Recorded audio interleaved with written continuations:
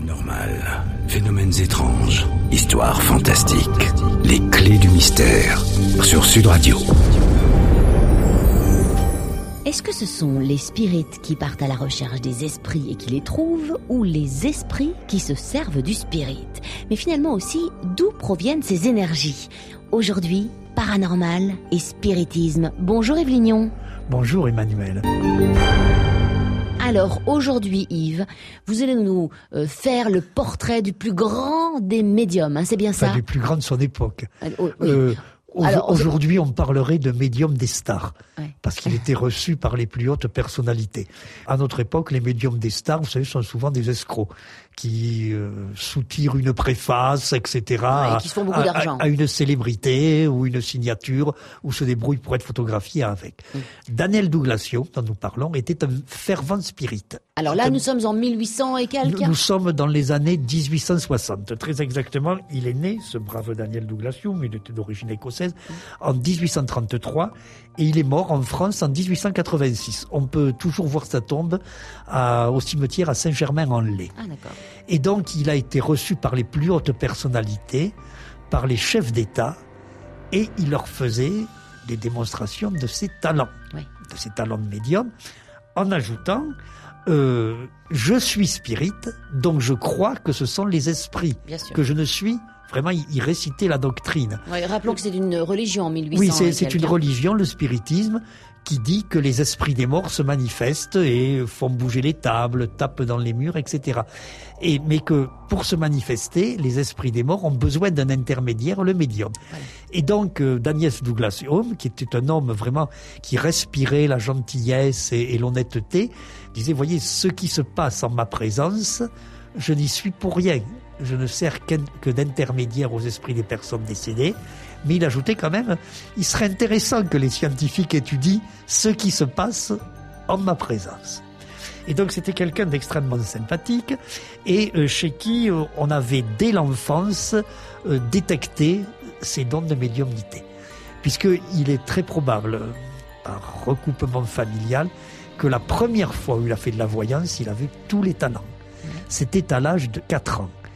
Et il a décrit le décès d'une petite cousine qui avait été renversée par une charrette, mais loin, pas là où il vivait.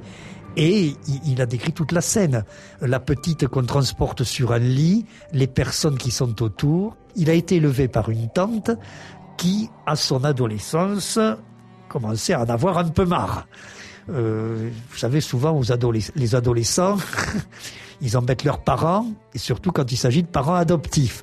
Mais là, lui, ce n'était pas qu'il tombe dans la délinquance avant l'époque, ce n'était pas qu'il lutine ses petites camarades au lycée, c'était les phénomènes de déplacement d'objets qui se passaient à la maison. Et cette pauvre tante a manqué capituler en disant, mais je ne peux plus, moi, de vivre avec ce gaillard-là. Bref, il s'est reconnu dans le spiritisme, comme cela, à la fin de sa jeunesse, en approchant de l'âge mûr. Et donc, à partir de ce moment-là, ça a donné un sens à ce qui se passait dans sa vie. Et il a eu de plus en plus de succès en tant que médium, parce que c'était un médium extraordinaire. Et je vous dirais simplement, il s'est déplacé dans toute l'Europe, chez les plus grandes personnalités, qu'il s'est marié une première fois en 1858 avec la filleule du tsar, l'empereur de Russie. Son témoin n'était autre qu'Alexandre Dumas. D'accord. Il était malheureusement veuf, mais lui, les spirites ne sont jamais attristés par un décès, puisqu'ils pensent qu'il y a quelque chose après. Et il s'est remarié avec la fille d'un conseiller du tsar. D'accord. Donc, il côtoyait évidemment sur le personnage. Il était reçu dans le bon monde. Et en France, en 1863, il a eu beaucoup de succès, si j'ose dire, aux Tuileries, à la cour de l'empereur Napoléon III. Alors qu'est-ce qui s'est passé? C'est ce qu'on va évidemment découvrir dans les Clés du Mystère en ce dimanche consacré à Daniel Douglas-Home. Aujourd'hui, dimanche, dans les Clés du Mystère, nous parlons d'un très grand spirit, un très grand médium en réalité écossais, Daniel Douglas-Home, qui finalement, Yves Lignon a opéré, ces séances de spiritisme avaient lieu à Paris. Oui. Il a quitté l'Écosse à quel âge, lui, finalement? il préférait parler de démonstration. C'est aux États-Unis qu'il a été élevé par une de ses tantes et il est revenu en Europe à l'âge de 22 ans, donc en 1855. On peut situer 1855. En France, Napoléon III est au pouvoir depuis 1852. D'accord. Et c'est l'époque où le spiritisme commence à avoir un succès mondial.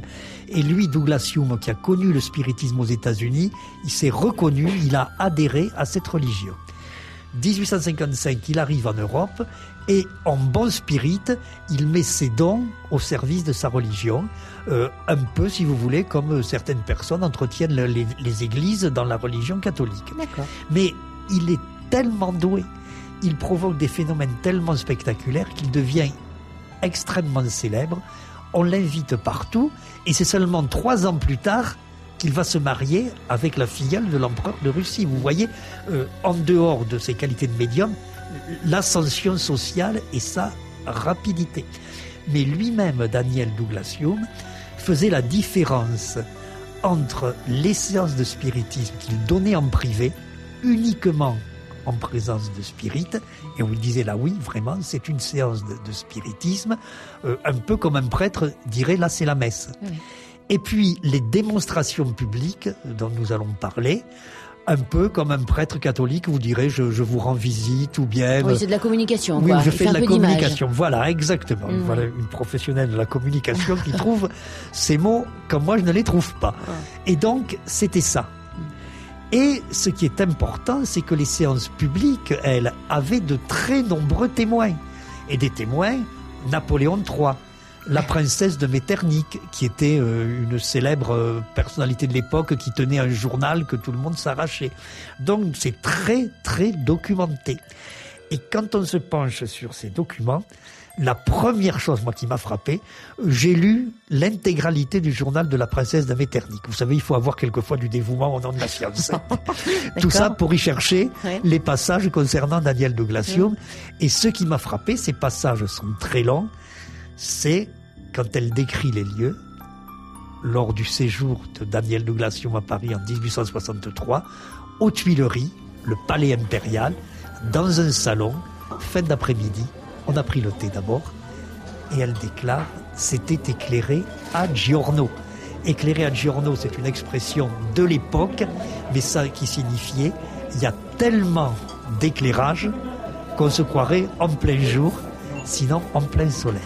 Et c'est là qu'une première fois, Daniel Douglas Hume, peut-être parce que c'était une première fois, pour se faire connaître, parce qu'il était réservé, il dit « écoutez, mesdames, messieurs, je vais me contenter de faire bouger un guéridon ». Et là, ça va craquer, Yves? Ça va faire plus que craquer. Donc vous imaginez la scène, on a pris le thé, il y a une quinzaine de personnalités, les dames en crinoline, les messieurs en tenue d'apparat. Certes, les dames sont sur les fauteuils de style Second Empire, les messieurs se tiennent debout. Et on attend. Daniel Douglas Hume a promis une séance de guéridon, mais pas une séance ordinaire. Le guéridon est dans un coin de la pièce, et lui, il s'assied simplement dans le coin opposé. Et maintenant, mesdames, messieurs, presque comme un bonimenteur, mais il n'avait absolument pas le caractère d'un bonimenteur. Si vous voulez bien patienter un petit peu, ce guéridon qui est là-bas à l'autre bout, en plus ce sont les pièces d'un palais, on peut dire qu'il y avait au minimum 5 mètres entre le médium et le guéridon. Mais ce guéridon, dans un moment, gardez votre calme, ce guéridon va bouger. Oui, mais en même temps, toutes les personnes sont autour du guéridon, se touchent les doigts. Oh. Non, vraiment, le guéridon est là tout seul, dans son coin à 5 mètres. C'est malheureux de ne pas écouter mais justement, le mais professeur. c'est quand même très étonnant, professeur Lignon. Le guéridon est là tout seul dans un coin. Le guéridon est dans un coin. Daniel Douglas Hume est dans le coin opposé et les assistants sont répartis dans la pièce. Oui, mais donc, c'est pas comme ça que se passe une séance de spiritisme. Mais il n'a pas dit... On sait que vous passez certaines nuits à faire tourner d'ailleurs des guéridons chez certaines personnes à Toulouse. Bon, nous n'en dirons pas. Mais ça plus. Se passe pas comme ça. Il faut vraiment mais Daniel une Douglas énergie. Hume n'a pas promis une séance de spiritisme. Ah. Il a dit, je vais faire bouger un guéridon. Bon, Bon, il faudrait s'entendre. oui, c'est important. Ouais. C'est important. Ouais. Il n'a pas promis une séance de spiritisme. Ok, allez, bouge le guéridon, c'est ce qu'on va voir dans un instant. Paranormal, phénomènes étranges, histoires fantastiques, les clés du mystère sur Sud Radio. Nous sommes en France, nous sommes à Paris, nous sommes au Palais des Tuileries en 1863, une grande époque de spiritisme évidemment. Et Yves Lignon aujourd'hui nous raconte l'histoire de Daniel Douglas Home, très grand médium. Alors Yves, c'est une séance de spiritisme ou une séance de magie cette histoire? De guéridon qui va tourner qui va tourner ou qui va bouger d'ailleurs hein? Nous le saurons dans quelques instants, c'est Daniel Douglas Home, médium, Oui. qui dit très explicitement, très simplement, je vais faire bouger un guéridon. Alors que personne n'est autour, personne Non, il n'est ne dit au-dessus. pas, mesdames, messieurs, veuillez vous rassembler au centre de la pièce et poser vos mains sur la table pour que nous évoquions les esprits. Voilà. Il dit, je vais faire bouger un guéridon. C'est de la magie Et quoi. C'est malheureux quand même quelquefois de faire de la radio avec des gens qui poussent l'esprit sceptique jusqu'à la pathologie.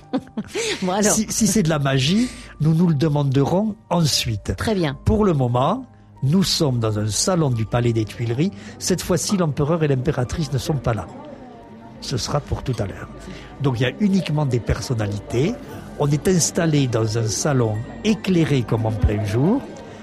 Un guéridon dans un coin. En diagonale, facilement 4 ou 5 mètres, le médium assis et les gens installés, hommes et femmes, un peu comme s'ils étaient toujours en train de prendre le thé. Les crinolines étalées, les uniformes, les messieurs qui lissent la moustache, etc. Et Daniel Douglas Home n'a fait que demander un peu de patience. Il est là, immobile, sur sa propre chaise, les mains posées sur les genoux, en disant « ce guéridon va bouger ». Et tout ce que je vous raconte, je le sais donc d'après le journal de la princesse de Metternich, qui était une chroniqueuse mondaine de l'époque, qui aujourd'hui écrirait dans des magazines féminins mais des magazines haut de gamme, Ouais. qui écrirait la vie mondaine, qu'est-ce qui s'est passé au palais, etc. et qui racontait tout ça en détail. Et donc on attend. Il est à peu près 6h moins le quart du soir. Daniel Douglas Home a demandé évidemment du calme. On attend. On ne regarde pas les montres, d'abord parce qu'elles sont accrochées au gilet, donc il faut les sortir, ensuite que ce ne serait pas très poli. Mais on attend et on commence à trouver que ça dure un peu. Un quart d'heure, hein. Il est toujours dans son coin, et quand on dit « il est toujours », ça s'applique autant au guéridon qu'au médium. Bien sûr. Le médium est immobile, et le guéridon aussi. Alors, on essaie de s'occuper. Les dames se mettent à parler chiffon à mi-voix. Les messieurs parlent à mi-voix de politique. Bon, puis Daniel Douglas Home. C'était une époque où les femmes ne parlaient que chiffon, vous constatez. Mais oui, c'était. Et les hommes que de politique. Bon. Donc Daniel Douglas Home fait un signe, pas un signe d'impatience, mais un petit rappel à l'ordre, gentil. Je vous ai demandé le silence. Bon, mais ils sont toujours immobiles. Guéridon et médium. Hein. Guéridon et médium. Alors on s'ennuie un peu, puis on essaie de s'occuper. Il y a un monsieur, parce qu'en plus on fume le cigare, comme dans les salons, même s'il y a des dames. Là, au début on n'a pas osé sortir les cigares, mais maintenant ça dure un peu trop. Sur le cigare, et on trouve la fenêtre, comme ça, pour voir ce qui se passe dans la cour. Et puis justement, c'est l'heure de la relève de la garde. Et on entend au loin le bruit des tambours. Il y a on va relever les sentinelles, donc les sentinelles qui vont rester pour la garde de nuit s'avancent, précédées par des tambours. Et il y a ce bruit de tambour qui se rapproche, et il dit plan, plan, rentre à plan. Et brusquement, les gens qui sont dans le salon, les hommes comme les femmes, ont l'impression que les tambours se sont rapprochés à un point tel qu'ils sont dans la pièce. Alors on se retourne. Daniel Douglas Home est toujours immobile. Concentré ? Non, même pas vraiment concentré. S'intéresser à ce qu'il fait, dans ses pensées plutôt qu'ultra concentré. Il est toujours immobile, lui, mais le guéridon ne l'est plus. Dans le coin opposé, le guéridon n'est pas en train de danser, il n'est pas en train de tourner, il oscille sur le pied et il fait lui aussi plan, plan, rentre en plan. Et de plus en plus fort. Et à l'extérieur, la garde passe sous les fenêtres, Le bruit des tambours atteint son paroxysme, puis s'éloigne. Les soldats vont prendre place dans les guérites. Le guéridon pan, pan, pan, puis tape de plus en plus doucement et finit par s'arrêter. On n'applaudit pas parce que ce serait pas très bien élevé d'applaudir. Mais de toute évidence, les visages des témoins qui étaient crispés, qui étaient angoissés, s'éclairent. Et les messieurs, comme vous le disiez tout à l'heure, Emmanuel, les messieurs qui ont le pouvoir, se précipitent. Si les dames restent assises avec le crinoline, les messieurs se précipitent, prennent les mains de Douglas Home. On se congratule. Quant à la princesse de Metternich, elle a pris ses notes. Et pendant que tout le monde écoutait le guéridon battre le tambour, elle a fait une remarque bien plus intéressante. À suivre dans un instant, évidemment, dans les clés du mystère. Aujourd'hui, l'histoire d'un très grand médium qui a vécu dans les années 1860, il est décédé en 1886, c'est Daniel Douglas Home, le médium, le très grand médium de cette époque-là. Et ce jour-là, en 1863, aux Tuileries, nous sommes donc au Palais des Tuileries, Daniel Douglas Home nous a fait le coup du guéridon qui a dansé, c'était le grand show, tout le monde était content, c'était parfait. Mais la princesse de Metternich, elle, a remarqué quelque chose et elle a donc fait une remarque intéressante. Ce n'est pas vraiment le guéridon qui a valsé parce qu'il est resté dans son coin. Oui, enfin, mais il s'est mis en mouvement tout seul il a tapé, pour battre au rythme des tambours. C'est ça, il a tapé du pied. Pendant que ceux-ci passaient sous la flûte. C'était un guéridon musicien. Voilà, au tambouresque. Oui. Et la princesse de Metternich, qui pense à son journal, à sa chronique, elle sait vraiment, à partir du moment où les têtes se sont tournées vers le guéridon, elle l'a fixé, le guéridon. Or, sur ce guéridon, il y avait un bougeoir. Dans le bougeoir, il y avait une bougie qui faisait son travail de bougie honnête. Elle était allumée. Très bien. Et donc, première remarque de la princesse de Metternich, eh bien, le bougeoir n'a pas glissé pendant que le guéridon se penchait sur un pied pour battre le tambour. Le bougeoir restait à la même place. Et chose plus extraordinaire, la flamme de la bougie ne restait pas verticale, mais quand elle se penchait avec le guéridon, la flamme était inclinée dans le prolongement de la bougie. Mm-hmm. Alors ça, c'est un joli détail quand Oui. même. Parce que si vous prenez une bougie et si vous la penchez, la flamme, elle reste verticale. Là, la flamme, comme la bougie, comme le bougeoir, suivait le mouvement. Alors c'est pas mal ce que fait Daniel Douglas Home. Mais ça, c'était pour faire connaissance. Parce que sa grande spécialité, c'était de faire apparaître des mains fantômes. Et donc, en sa présence, on voyait des mains qui se déplaçaient dans l'espace. Des mains qui étaient en général pas complètes d'ailleurs, Oui. qui avaient l'air vaporeuses. Et donc, ils se concentraient. Et puis, brusquement, vous aviez cette main qui sortait au milieu du groupe de personnes présentes, qui se déplaçaient. Alors, elles étaient vaporeuses, elles n'étaient pas complètes. Une fois, il y en a une, c'était un seul pouce. Ah oui, Avec effectivement, le c'est pas du pouce. tout complet. Et le pouce qui s'est déplacé et qui est allé vers un monsieur qui était là, qui avait un œillet à la boutonnière et un œillet qui était un peu fripé. Et le pouce, en réalité, après avec le pouce, il devait y avoir des doigts invisibles, Un doigt, oui. a pris l'œillet, si j'ose dire, d'un air méprisant. Vous voyez, un pouce, est allé le mettre dans une corbeille, il était un peu fané. Bon, c'était la grande spécialité donc de Daniel Douglas Home de faire apparaître des mains que les gens touchaient. Les gens allaient serrer la main à la main. C'est-à-dire que tout à coup, une main était en train de danser comme ça en pleine dans l'air. lumière, en pleine lumière. C'est ça qui est important dans les témoignages qu'on a sur son séjour à Paris, c'est que ça se passait dans des salons ultra éclairés, en présence de plusieurs dizaines de personnes. Et donc la main apparaissait. Oui, il y avait d'abord une petite masse, si vous voulez, comme si on avait un mini nuage au milieu du salon.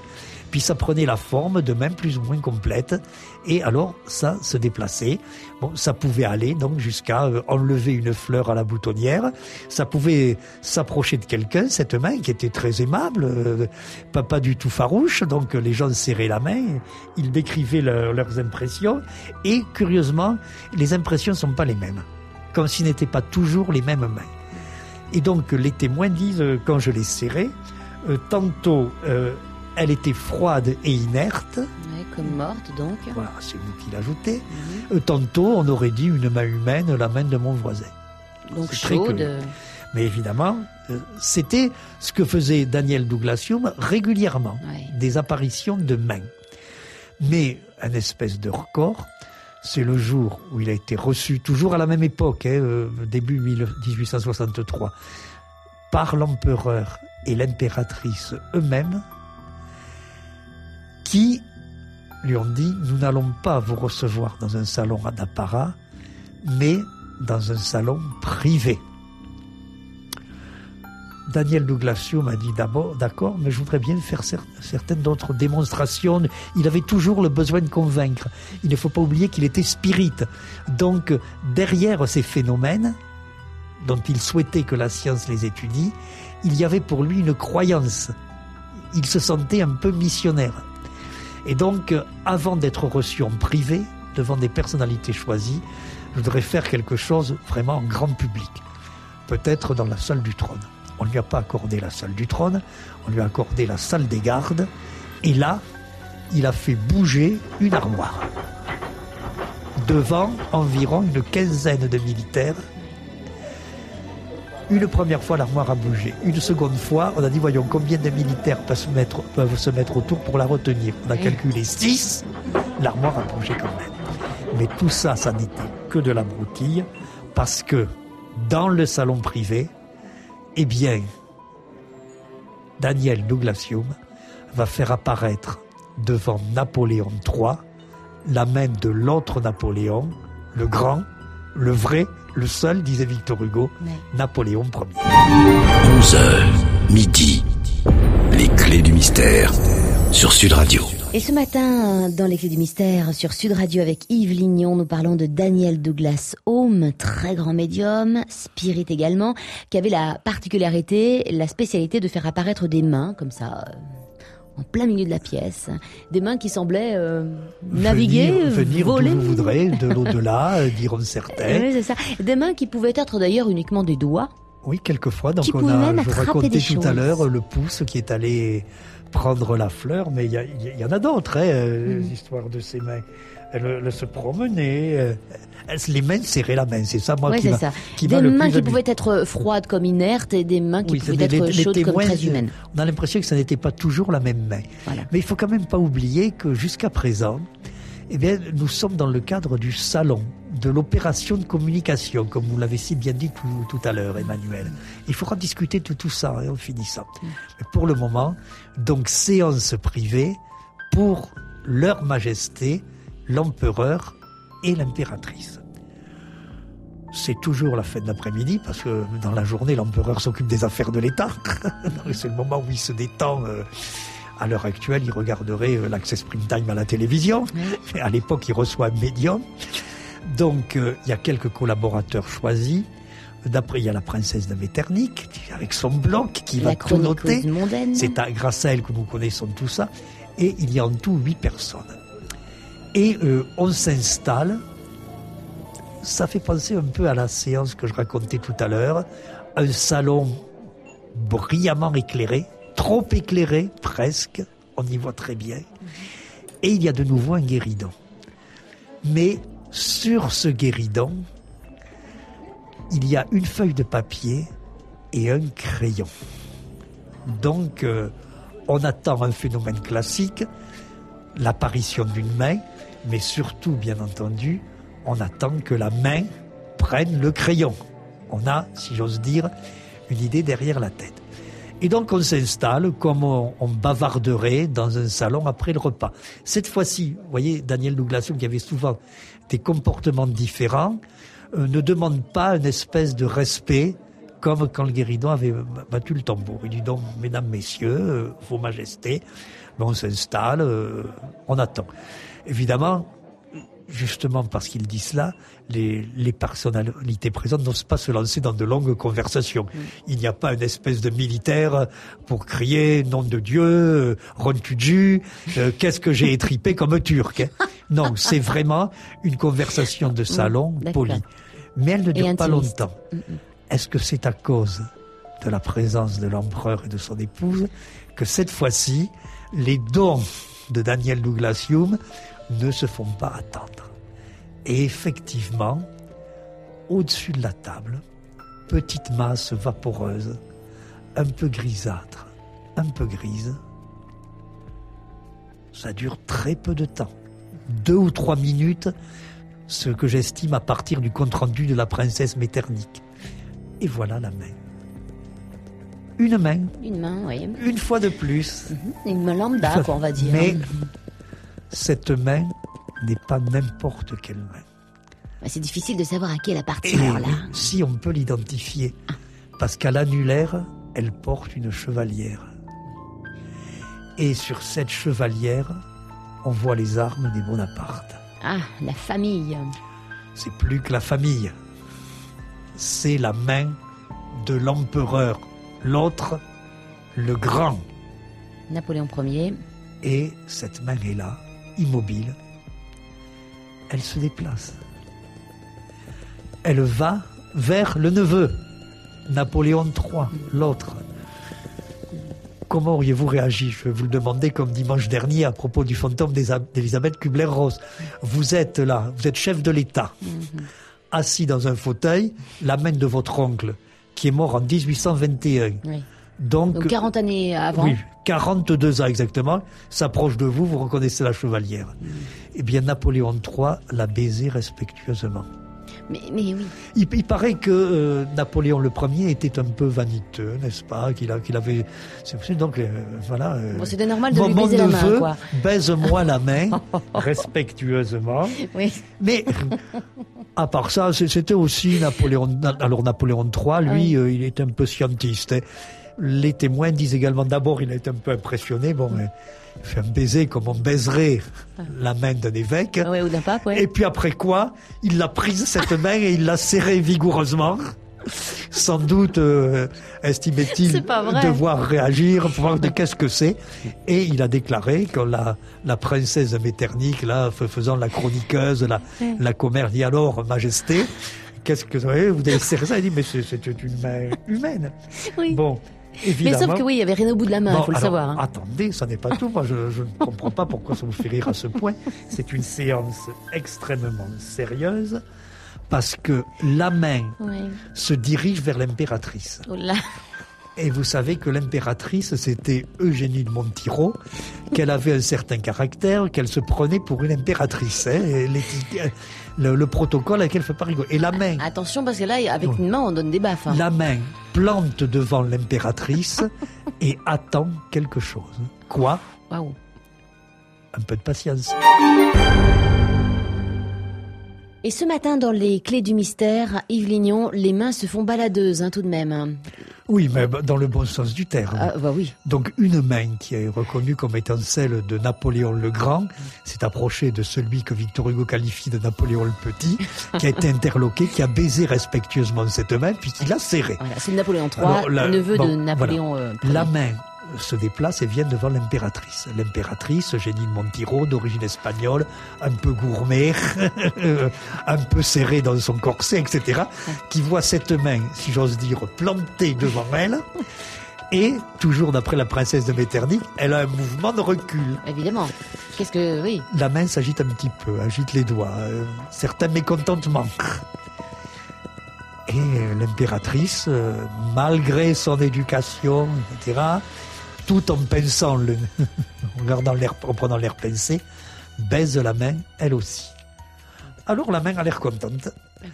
Elle va vers le guéridon et elle écrit quelques lignes. Oh, intéressant. Donc il y avait un papier et un crayon sur ce guéridon. Oui, on l'a dit au début, on espérait cela. Hein. On avait discuté avec Daniel Douglas Hume et on lui avait demandé, lui dire, vous serez en présence de l'empereur et de l'impératrice, essayez de sortir de vos démonstrations habituelles. Et donc, mais moi j'ai voulu essayer de faire durer un peu le suspense, il leur avait dit, je ferai apparaître une main, mais pas n'importe laquelle, puisque je suis spirit, je vous ai dit à l'avance que ce sera la main d'une personne décédée et celle du grand Napoléon. Bon, c'était une commande. Donc. Oui, c'était presque une commande. Et donc c'est pour cela qu'il y avait le papier et le crayon, parce qu'on pensait déjà, comme Elisabeth Kubler-Ross dimanche dernier, vous vous en souvenez, un témoignage écrit de votre présence, Bien sûr. Madame la main. Et donc, effectivement, la main s'est dirigée de nouveau vers le guéridon et elle a laissé quelques lignes. Donc la main a attrapé le crayon. Et... Voilà, elle a laissé quelques lignes. Et là, que les quelques lignes aient été laissées, ça me paraît certain, puisque la princesse de Metternich déclare le papier a circulé, nous l'avons examiné. Que Napoléon III ait déclaré oui, c'est l'écriture de mon oncle. Là, il n'y a pas d'expertise graphologique. Oui, bien sûr. Voilà. Et ça nous ramène au fond du problème posé par ces séances, Emmanuel. Oui, mais parlons quand même de ce papier. Qu'est-ce qu'il y avait écrit dessus ? Quelques lignes banales du style il faut se dépenser sans compter pour la grandeur de la France. Enfin, d'accord, ok. Oui. Bon, donc Napoléon III disait c'est la main de mon oncle, mais allez savoir. Hein. Et ça pose le problème de toutes ces séances des Tuileries et de bien d'autres séances que Daniel Douglas-Home a données dans les cours d'Europe, c'est que c'était, nous avons employé l'expression, vous la première, des opérations de communication. Il faisait ça, mais en toute bonne foi, apparemment. Il faisait ça pour convaincre les gens qu'ils devaient se tourner vers le spiritisme. C'était une opération de communication comme en font les églises modernes. Bien sûr. Et donc se pose la question de savoir si on n'a pas poussé un peu trop sur la communication. Autrement dit, est-ce que Douglas-Home ne truquait pas ? Parce que il y a quand même quelque chose de frappant. La princesse de Metternich, elle donne des descriptions de la bougie extrêmement précises. Il y a les emplacements des personnes, etc. Elle écrit si bien que c'est comme un croquis. D'accord. Mais à chaque fois, et moi ce qui m'a frappé quand j'ai trouvé ces textes, c'est qu'il n'y a pas d'illusionniste. Or, c'est le b.a.-ba de la parapsychologie. Dans ces cas-là, sans illusionniste, on ne fait pas du travail sérieux. Mais il n'était pas question de travailler. Alors, il y a eu des rumeurs. On a dit que les mains de Daniel Douglas-Home, c'était ses pieds. Bon, autrement dit, c'est quand même très différent. Le pied sortait de la bottine, de la chaussette. À une main. Voilà, et il baladait le pied. Et donc Napoléon III, on dit certains, aurait embrassé un pied. Le pied du médium. Est-ce que ça tient la route ? Mais non, ça ne tient pas la route parce que d'abord, comme il y a eu des études de fait, d'abord, les témoignages sur sa main, c'était son pied. Il paraît incroyable que certains sceptiques puissent les reprendre aujourd'hui. Parce que moi, je les ai vus, ces témoignages. Donc, ces accusations contre Daniel Douglas-Home, les divers témoins ne sont pas d'accord sur le lieu. D'accord. Il y en a un qui dit c'était à Compiègne, alors il y en a un autre qui dit c'était à Biarritz. Ah oui, d'accord. Vous voyez. Bon, d'autre part, quand on se reporte à la description des lieux, comment il est installé, et ainsi de suite, pour passer le pied, il fallait aussi passer la jambe. Bien sûr. Le pied, donc il fallait qu'il tende en réalité sa jambe, etc. Bon, mais c'est ridicule cette histoire de pied. Mais bien sûr c'est ridicule. Bon. Le problème c'est qu'on la monte encore en épingle. Ah bon, mais c'est et sans même, regardez, il y a quelqu'un qui a dit même qu'on l'avait fait témoigner à tort. Qui a dit après on prétend que j'ai vu le pied, je n'étais pas là ce jour-là. Donc vous voyez à quel point ça tient pas la route.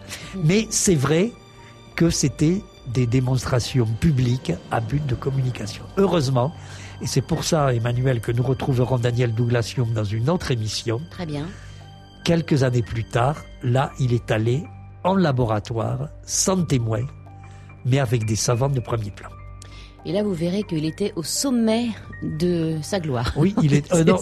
c'est ce qu'on peut dire. Au sommet de sa gloire, non, il n'avait pas besoin, mais il était vraiment au sommet de sa forme. On peut dire aussi qu'il était au top. Oui, voilà. Enfin, on verra ça dans une émission prochaine. Dans une autre émission, ce ne sera plus Daniel Douglas-Home à la cour des empereurs, ce sera Daniel Douglas-Home dans le laboratoire de William Crookes. Et ce sera de toute façon dans les clés du mystère entre 11h et midi le dimanche. On vous embrasse, on vous donne rendez-vous à dimanche prochain, évidemment à partir de 11h. En attendant, passez une très belle semaine, soyez sages, à dimanche prochain, bye bye. Sud Radio, les clés du mystère.